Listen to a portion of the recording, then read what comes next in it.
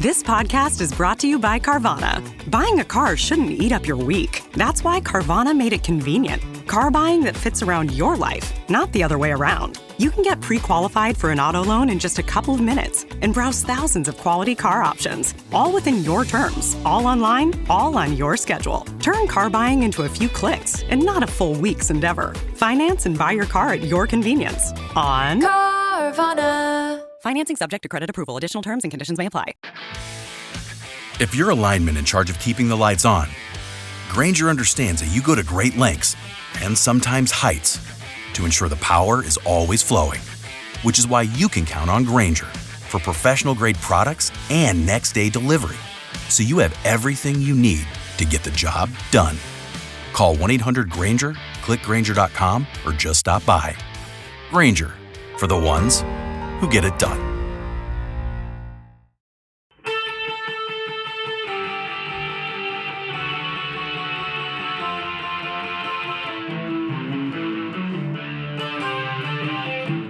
This is the Daily Blast from the New Republic, produced and presented by the DSR Network. I'm your host, Greg Sargent.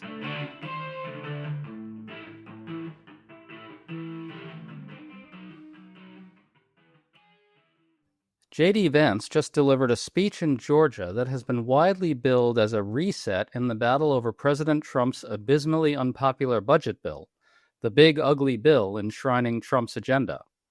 Vance lied ham-handedly about the bill's healthcare cuts, tried to distract his audience with crude demagoguery about undocumented immigrants, and viciously attacked a nonpartisan agency for telling the truth about the bill's true intentions. This comes as local headlines from many states are showing that people deep in MAGA country know they're going to get royally screwed by this bill. The level of scamming of Trump voters that Vance attempted here is remarkable, even for him. So how is the battle over this bill going to unfold? Do Democrats have a strategy for keeping the public focused on its horrors all the way through Election Day 2026? Today we're talking about all this with Michael Linden, an economist and Democratic strategist who is organizing against the bill and understands the pitfalls that lie ahead. Thanks for coming on, Michael. Thank you very much for having me, Greg. So just to recap, the top line of the big ugly bill is that it's going to knock at least 10 million people off Medicaid to fund a huge tax cut for the rich.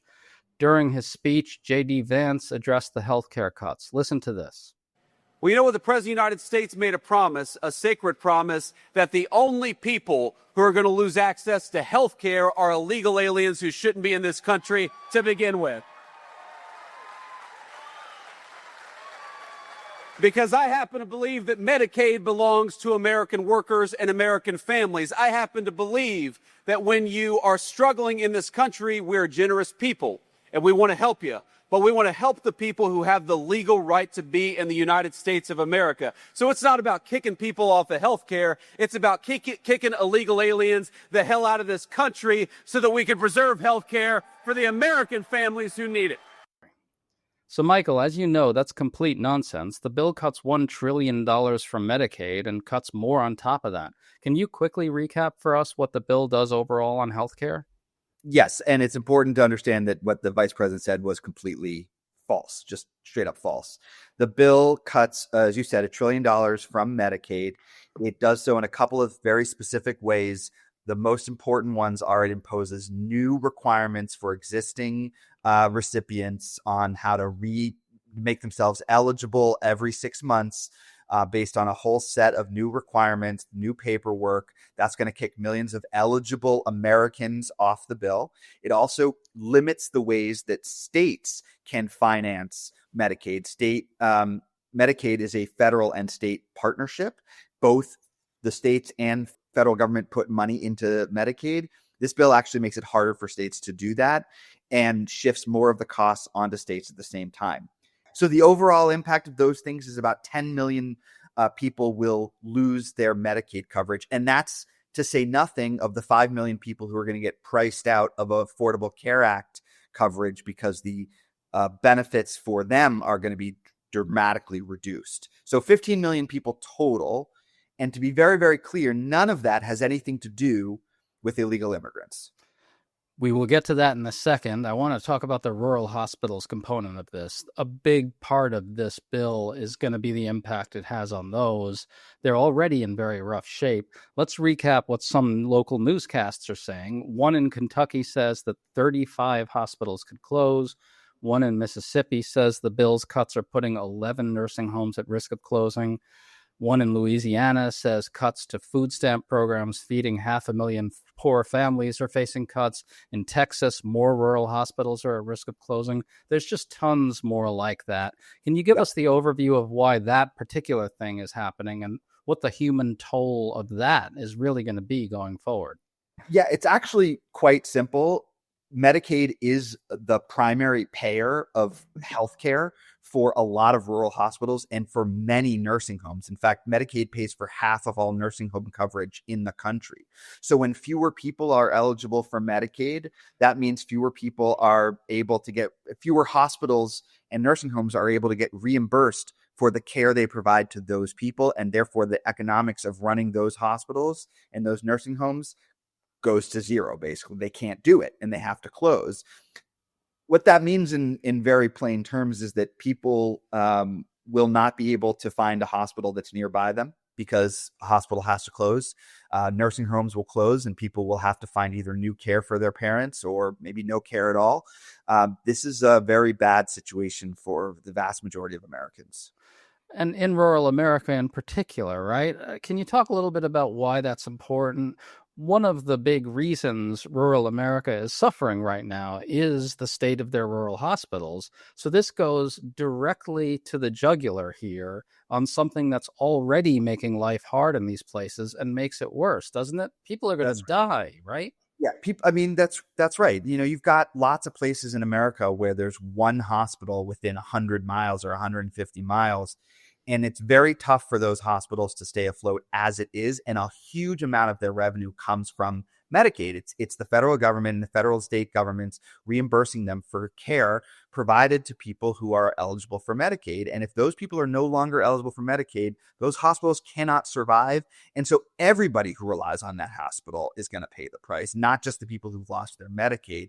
And this is particularly acute, as you said, for people in rural areas where there's only one, maybe two hospitals in a 3-county area.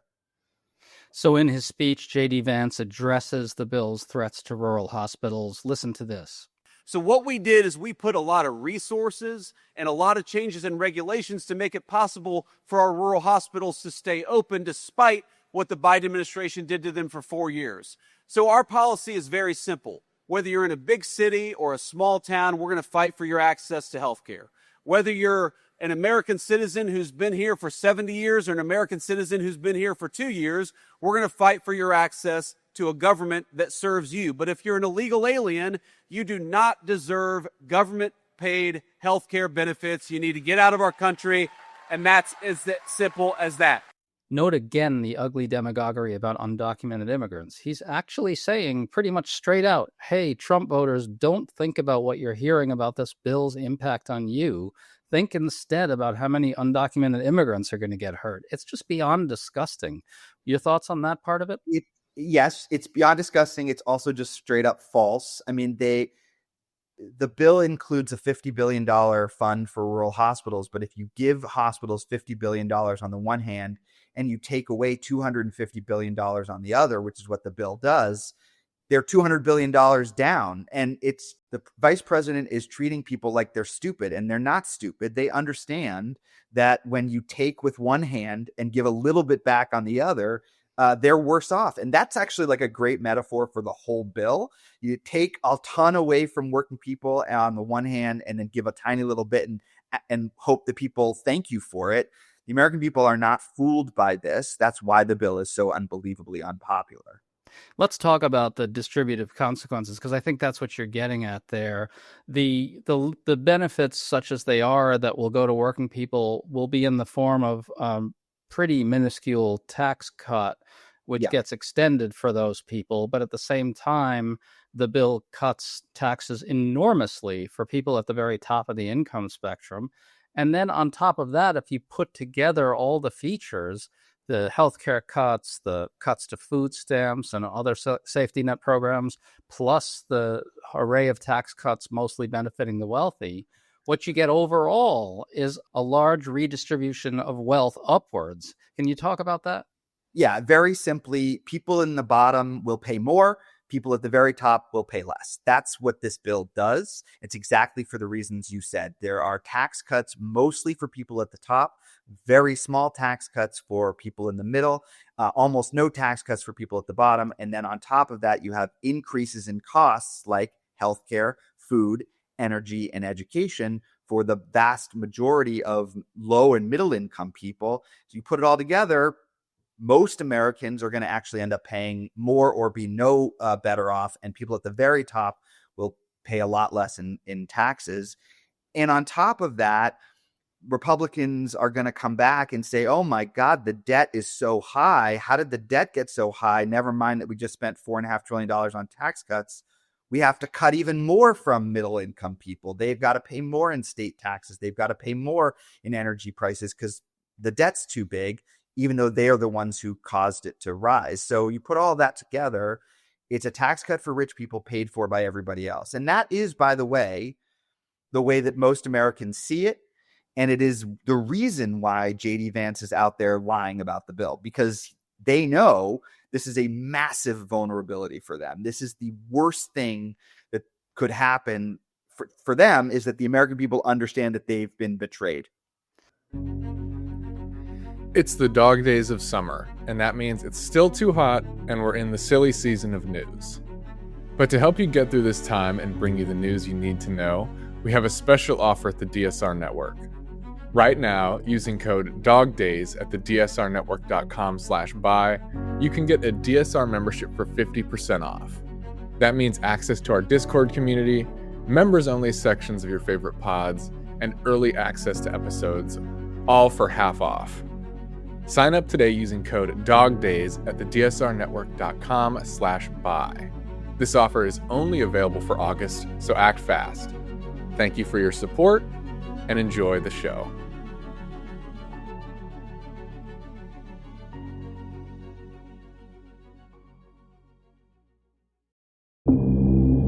The Twisted Tale of Amanda Knox is on Hulu.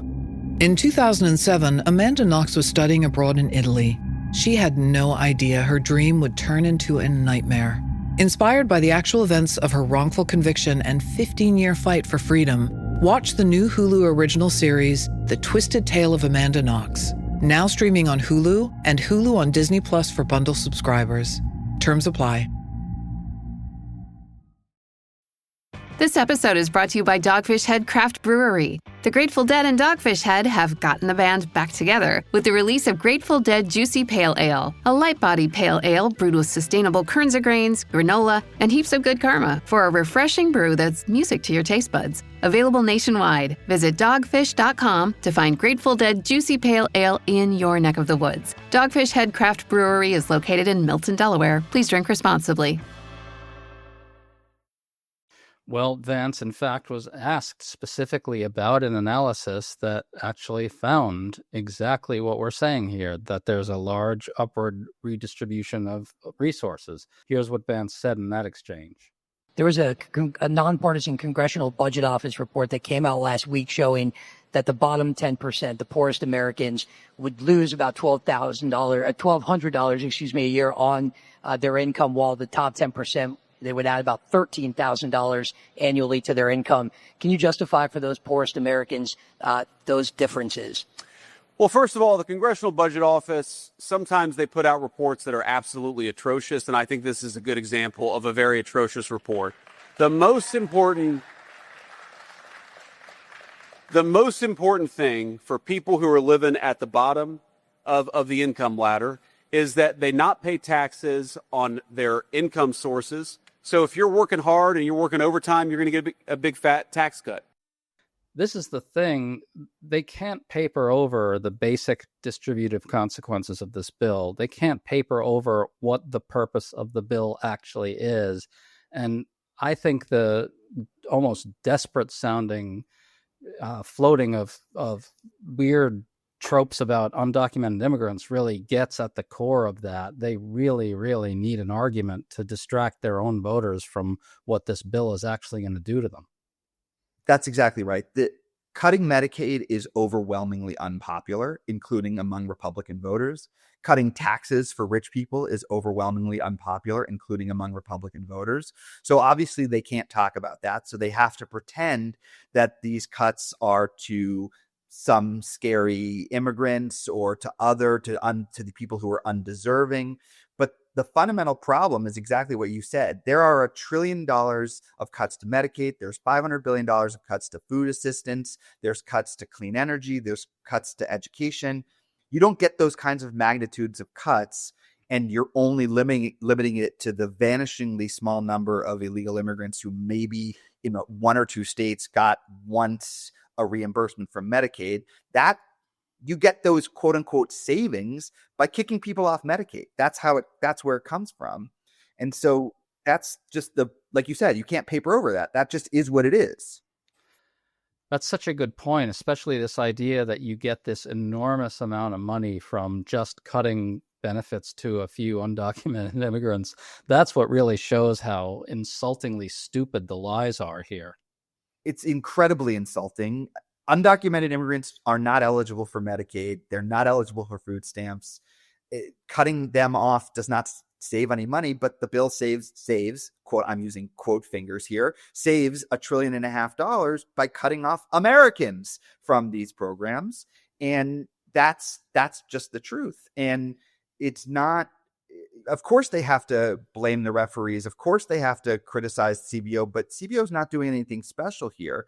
If you know who benefits from Medicaid, low and middle income people, who benefits from food stamps, low income people, who benefits from assistance sending their kids to college, low and middle income people, who benefits from tax cuts for high income, capital gains, estates, corporate income, rich people. You don't need to be CBO to figure this out.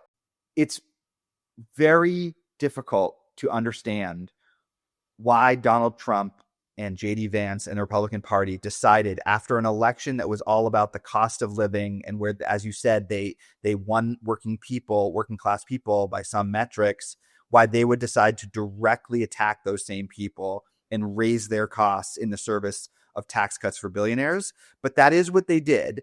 And it is the sort of long-standing Republican policy of cutting taxes for rich people and paying for it by making everybody else pay more. The so-called populist wing of the Republican Party was nowhere to be seen in this particular fight, and I think they're going to pay the price for it. It's an extraordinary scam. Now on to the difficult part here involving Democrats. The polling on this bill has obviously been terrible for Trump and Vance. The polling shows very clearly that majorities of Americans see the bill the way we've described it here. They understand the basics of what it does, the distributive basics. So there are two models for thinking about this. One is the Trump tax cuts of 2017. Democrats successfully ran on that in 2018, and they won something like 40 seats. And the Trump tax cut for the rich was a huge part of that. People forget that. The second model for this is maybe what happened after the passage of the Affordable Care Act, in which ACA passed in 2010, and then Democrats lost even more seats that fall. How do you see this one unfolding? Are there lessons to be drawn both from those two past fights and also from what you've been through over the last 6 months or so? Absolutely. I think what you're going to see is a combination of both of those things, where you have Democrats will point to every failure of the healthcare system that we are about to see over the next year and attribute it correctly, in my view, to this bill. At the end of the day, this was a healthcare reform bill. Dr. Oz said it. They bought it, they broke it, they own it. And so if the American people are unhappy with the cost of healthcare over the next year, if they lose their coverage, if their hospital closes, if a clinic shuts down or has fewer hours, all of that is attributable to the Republican tax scam. Plus, we have an incredibly unpopular set of tax policies that overwhelmingly help the rich when everybody else is feeling really strapped. So you put those two things together, and that's got to be the core argument over the next year. And look, that has been the core argument over the last 8 months, and it's why the bill is so unpopular. As you said, Republicans wanted this to be about undocumented immigrants or waste, fraud, and abuse and a middle-class tax cut. But it wasn't about that. The American people saw through that. They saw through to the core of it, which was that it's higher costs for everyday people to pay for tax cuts for rich people. That's going to become real over the next year. Higher healthcare premiums this fall, hospitals and clinics closing, food banks overstretched over the course of the next year. Next year, Donald Trump is going around promising people the world's largest tax cut. Most Americans in the bottom 60% will see no change to their taxes next year relative to what they paid this year. They're going to be asking rightly, where's my giant tax cut that I've been promised? They have a huge vulnerability. So Democrats do need to keep talking about it. The biggest challenge that we have, we know this, is that most Americans have busy lives and they're just trying to make it one day at a time, and they need to hear about this bill. The dots need to be connected. What is going to be the direct life impact for a lot of voters going from this bill next fall, in the fall of 2026? What will voters be feeling from the bill right then? Right. So as soon as this fall, 20 million people who get their health insurance through the exchanges are going to see higher premiums because this bill made changes to the Affordable Care Act and deliberately allowed an expansion of the tax credits for that health insurance to expire. So 20 million Americans are going to see their premiums go up this fall as they renew their health care for next year. So that's a pretty big impact right away. That's just your costs go up. Hospitals and clinics, as you've already said, are going to start closing even in advance of those Medicaid changes. These are businesses that have to look several years in the future. They're not looking, just in the next 3 days. They're looking next 3 months, 3 years. So that's going to start happening. And there are going to be effects on the healthcare system that we can't predict. You pull $1 trillion out of the healthcare system. People are going to make changes that we can't exactly predict now. So I think there's going to be a lot of upheaval. But it's also worth remembering the 2010 example is a good one in some ways, and it's instructive because the American people punished the Democrats that year for passing the Affordable Care Act, and there had been no changes to the healthcare system by the time the election rolled around, right? The bill was passed in the beginning of 2010, and the election was later that year. Nothing had changed by then, but people were angry about the ideas that had been part of that bill, rightly or wrongly, and they took it out on Democrats. And I think that's what's going to happen here too. People are going to be angry about the idea that Republicans cut Medicaid, despite the fact that the American people were very clearly saying, don't do that. So even if Medicaid cuts start right after the election, I think the voters are going to hold Republicans accountable for cutting that program. A lot will be on Democrats here to make sure that voters are focused on that. And that's exactly right. Democrats have to make that the issue. They have to talk about it. They have to remind voters that Republicans did it. They can't let it drop to the 10th most important thing. It's got to be in the top 3, no matter what else is going on. It is a winning issue. It's an issue that has 80% support. 80% of Americans did not want to cut Medicaid. So you just got to keep talking about that. And pair it with those tax cuts for rich people, because, man, if there's one thing less popular than cutting Medicaid, it's cutting Medicaid to pay for tax cuts for rich people. Well, that's exactly the most important component of this that has to be nailed down. And Senator Jon Ossoff of Georgia actually took a stab at saying something like this before J.D. Vance's speech. Listen to this. Vance is being sent on this little errand to come and play defense in Georgia, defending a bill they can't defend, trying to sell the unsellable. And let me just say this about J.D. Vance, because he was supposed to be this avatar of a new GOP that was for working class people in the United States. His legacy forever now is casting the decisive vote to throw millions of Americans off health care, throw seniors out of their nursing home beds, all to serve the wealthiest and most powerful people in the country. He has zero credibility as a champion for America's working class, and the damage control he's trying to do in Georgia this week is going to fall flat, and Georgians have already rejected this policy. That was pretty strong stuff, Michael. What do you think? It seems almost like that's a pretty good template for how to do this. Spot on. I mean, exactly right. Has the benefit of being true. That's always useful when the facts are on your side. It's not always enough, but it is the truth in this case. And I think he's exactly right. Look, J.D. Vance and Donald Trump and Republicans in Congress talked a big game about being for workers these days. And when push came to shove, what did they do? They took healthcare away from workers. They took food away from workers. They cut education aid for workers. They raised costs for workers, and they gave a tax cut to billionaires and corporations. And that is the fact of the matter. It's what the American people believe, and they can't run away from it. And if we're having this back and forth where J.D. Vance's argument is something undocumented immigrants, and John Ossoff's argument is they cut taxes for rich people, and they did it by taking money out of your pocket, I think Ossoff's going to win every day and twice on Sunday.